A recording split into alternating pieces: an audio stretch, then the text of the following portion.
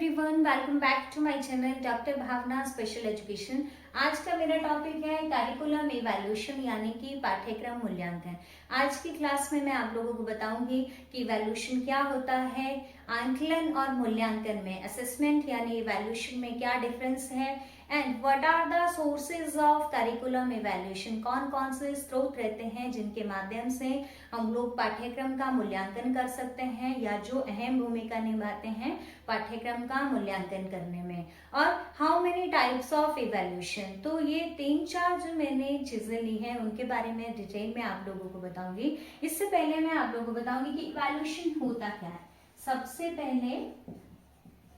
Evaluation को हम हिंदी में बोलते हैं मूल्यांकन।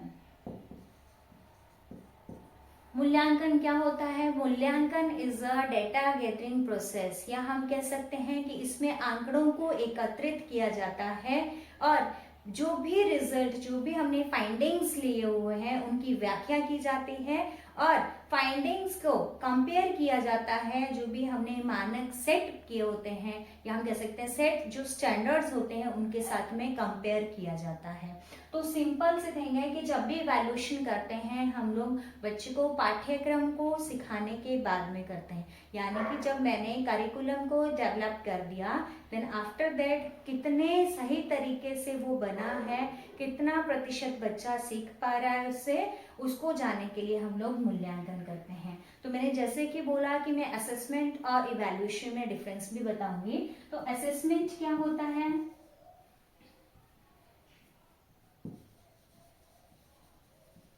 Assessment and evaluation. असेसमेंट को हम हिंदी में बोलते हैं आंकलन एंड इवैल्यूएशन होता है मूल्यांकन।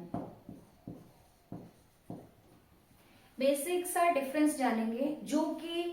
भी रीट के लिए प्रिपरेशन कर रहे हैं या जो भी स्टूडेंट्स हैं उनको जानना जरूरी रहता है, बिकॉज बहुत सारी बुक्स में भी दिया होगा कि असेसमेंट और इवैल्यूएशन को सेम ही शो किया है, बट ये दोनों सिमिलर नहीं है, दोनों में ही भिन्नता है। आंकलन हम लोग तब करते हैं, it is also a data gathering process. इसमें भी आंकड़ों को एकत्रित किया जाता है, लेकिन इसमें आंकड़े हम बच्चे के वर्तमान स्तर, हम लोग कह सकते हैं करंट लेवल, और फंक्शनल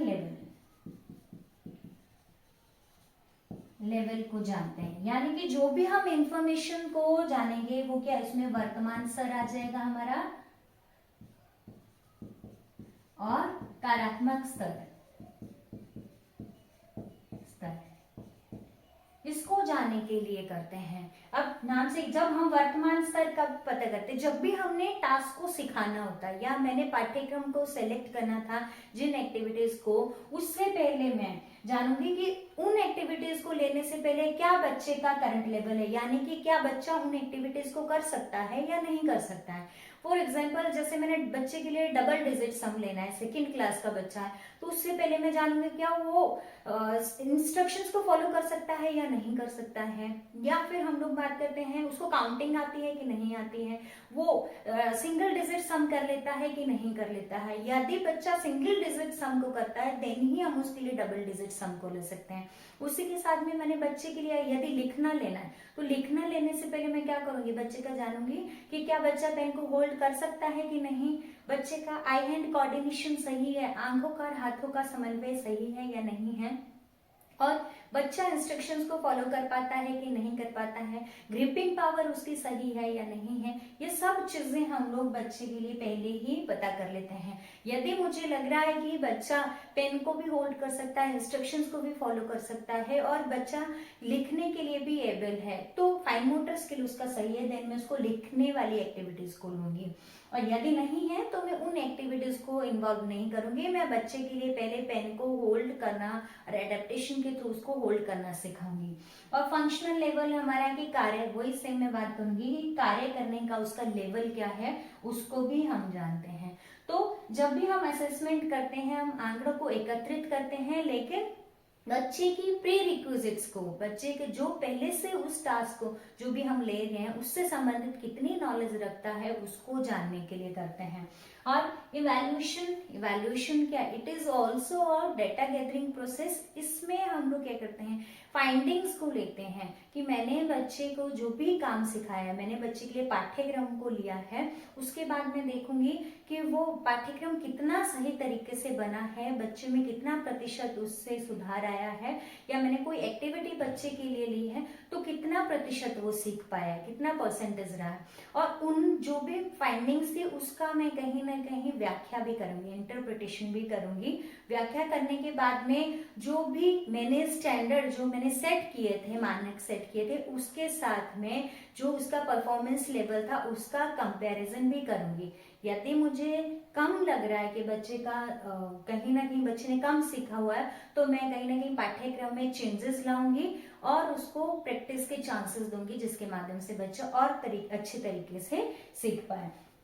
मूल्यांकन में हम लोग पाठ्यक्रम को डेवलप करने के बाद में, बच्चे को कार्य को सिखाने के बाद में करते हैं। एंड असेसमेंट में हम लोग जब भी पाठ्यक्रम को सिखाना होता है या सेलेक्ट करना होता है उससे पहले हम लोग आंकलन करते हैं।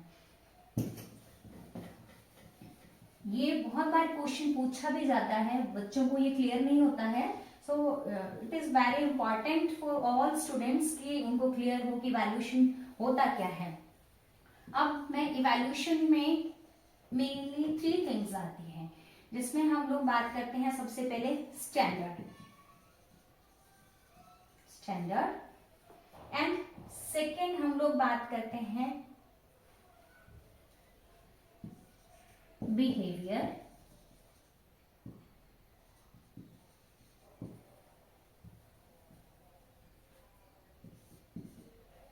And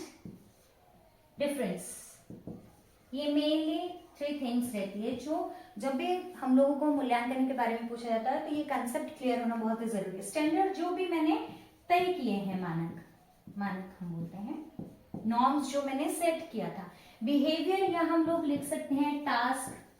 it's up to you, whatever you can write. Task हम कार्य ले सकते हैं कि जो भी मैंने बच्चे के लिए एक्टिविटी को लिया वो आ गया। एंड डिफरेंस, अब क्या है कि जो तय माने के, सपोज करो कि मैंने बच्चे को लिखना सिखाना, मैंने 1 to 5 तक काउंटिंग लिया है, तो मैंने तय किया था कि मैं 15 दिन के प्रशिक्षण देने के बाद में मैं बच्चे से एक्सपेक्ट करती हूँ कि एटलीस्ट वो 8 टाइम बच्चा उसको सही तरीके से 8 बारी, अगर मैं मीनिंगफुल काउंटिंग बच्चे को लिखना सिखा रही हूँ तो वो सही से लिखेगा। अब बच्चे का बिहेवियर क्या रहा, हो सकता है कि मैंने तय किया था 15 टाइम, लेकिन यहाँ पे हो सकता है कि बच्चे ने ओनली 8 टाइम या फिर हम कह सकते हैं कि 10 टाइम ही उसको सही से किया, है ना। तो अब डिफरेंस क्या रहता है, ये डिफरेंस जानेंगे हम लोग कि जो हमारा अंतर रहा वो क्या रहा 5 का, क्योंकि यहाँ मैंने 15 टाइम का सोचा था, सॉरी कि 8 टाइम का सोचा था मैंने, 15 डेज का तो सेशन था, 15 टाइम करेक्ट करेगा वो, लेकिन बच्चे ने 8 टाइम ही किया। ठीक है, तो अब इसमें क्या आ रहा है कि 15 डेज के प्रशिक्षण दिया, लेकिन बच्चे ने 8 टाइम का मैंने एक्सपेक्ट किया था कि 8 बारी तो वो सही करेगा जब मैं सिखाऊंगी, लेकिन हो सकता है कि बच्चे ने उसको 5 टाइम ही सही किया है ना। 5 से अब जो डिफरेंस आया वो कितना आया, इसमें 3 आया, कि मतलब कि मैंने एक्सपेक्टेशन मेरी थी कि 8 बार सही करेगा, लेकिन बच्चे ने उसको 5 बार ही सही किया, लेकिन जो डिफरेंस आया वो कितना है 3 का। तो अब मुझे क्या करना है, उसको फिर से चांस देना है, या मैं करिकुलम में एडेप्टेशन करूंगी, एडेप्टेशन बोलते हैं अनुकूलन करूंगी, बच्चे के लेवल लाऊंगी, जो भी मुझे लग रहा है शिक्षण सामग्री में या पढ़ाने के तरीके में चेंजेस हो सकते हैं उसको भी मैं चेंज करूंगी। एज वेल एज मैं बच्चे के लिए पाठ्यक्रम में भी और एक्टिविटीज को और प्रैक्टिस की उसको मैं कहीं ना कहीं अपॉर्चुनिटीज प्रोवाइड करूंगी, जिसके माध्यम से जो डिफरेंस आ रहा है 3 टाइम का वो भी ना आए, वो भी बच्चा 8 टाइम अगर मैंने एक्सपेक्ट किया है तो बच्चा 8 टाइम ही राइट करे उसको, है ना। तो ये इवैल्यूएशन को हम इस तरीके से समझ सकते हैं।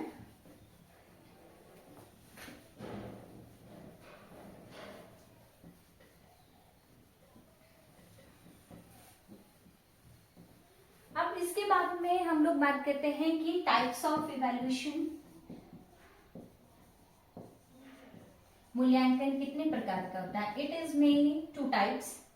एक तो समेटिव एंड फॉर्मेटिव इवैल्यूएशन।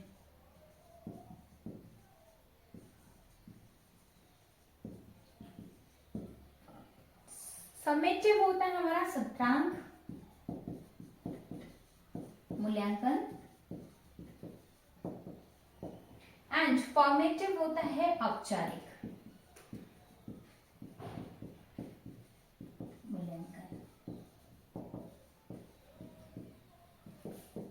आप फॉर्मेटिव भी पहले लिख सकते हैं और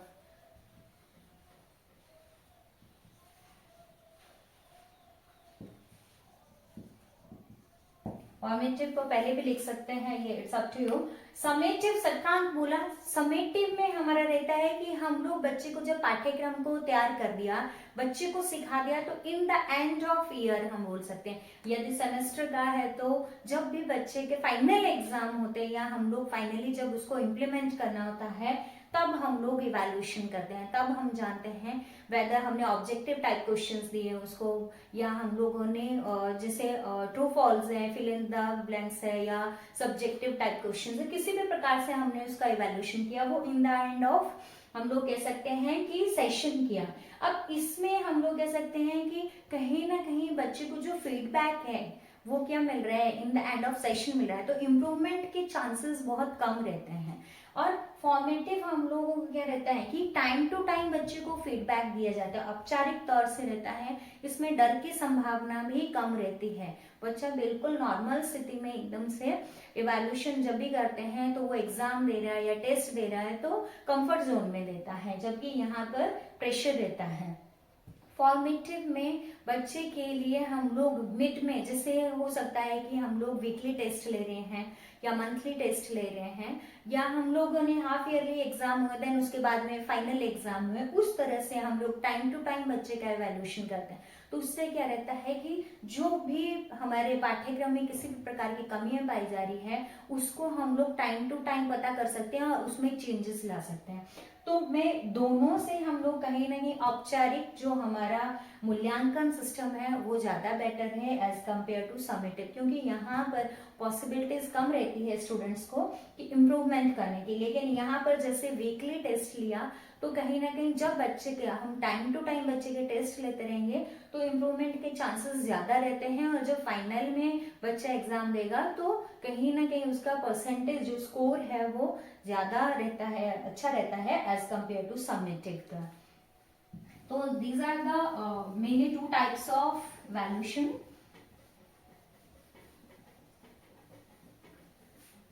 अब हम इसके बाद में बात करते हैं सोर्सेज ऑफ, इसी में मैं ऐड करूंगी सोर्सेज ऑफ करिकुलम इवैल्यूएशन, यानी कि स्रोत क्या है पाठ्यक्रम के,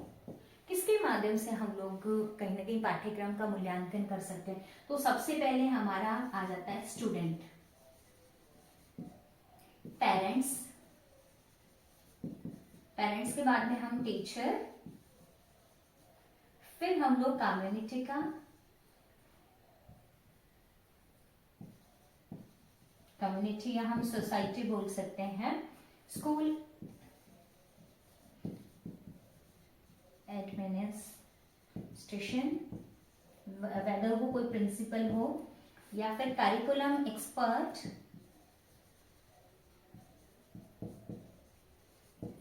एंड हम लोग इसके अलावा बोल सकते हैं कि subject expert, policy maker, special educator,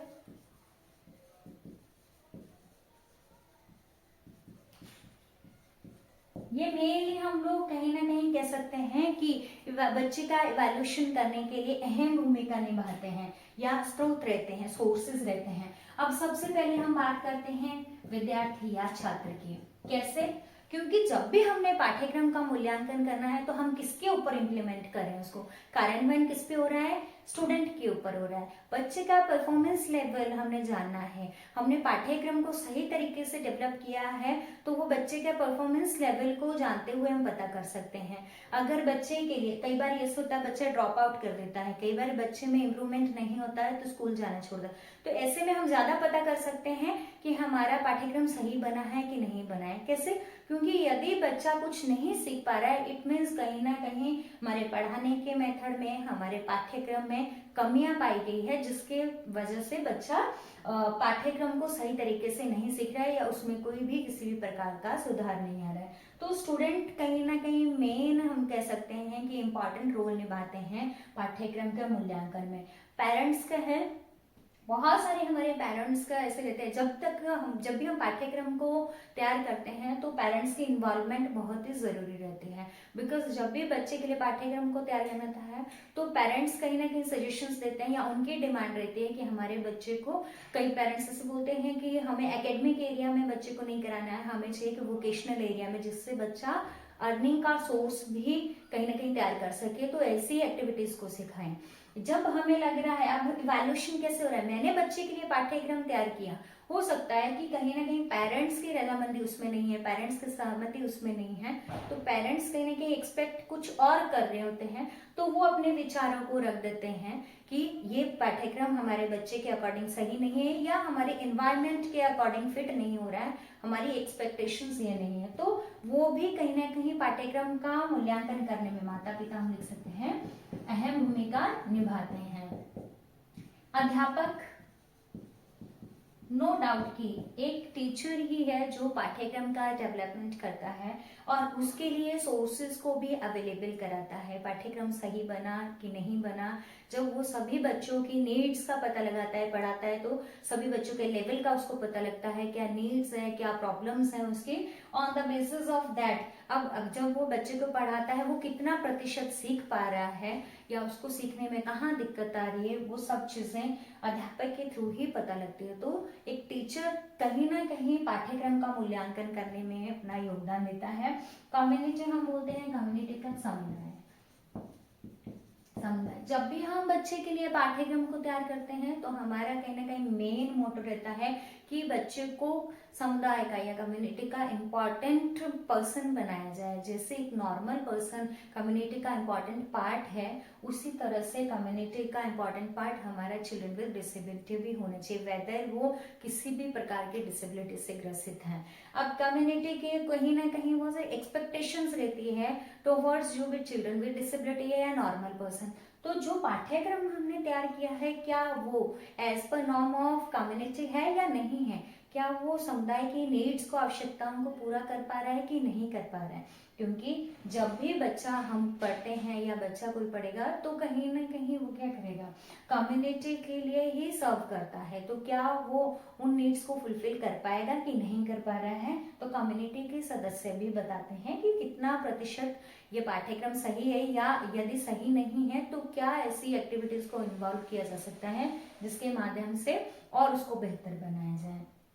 school administration में हम लोग कह सकते हैं कि स्कूल का प्रिंसिपल है या मैनेजमेंट का कोई पर्सन है, पाठ्यक्रम को कहीं ना कहीं इवैल्यूएट करने में उनका भी मेन रोल रहता है। एंड करिकुलम एक्सपर्ट में बहुत सारे हमारे एक्सपर्ट्स रहते हैं, विशेषज्ञ रहते हैं, पाठ्यक्रम विशेषज्ञ जो तय करते हैं। अब पाठ्यक्रम विशेषज्ञ हम लोग कह सकते हैं कि जैसे मैंने लास्ट क्लास में बताया था मल्टी डिसिप्लिनरी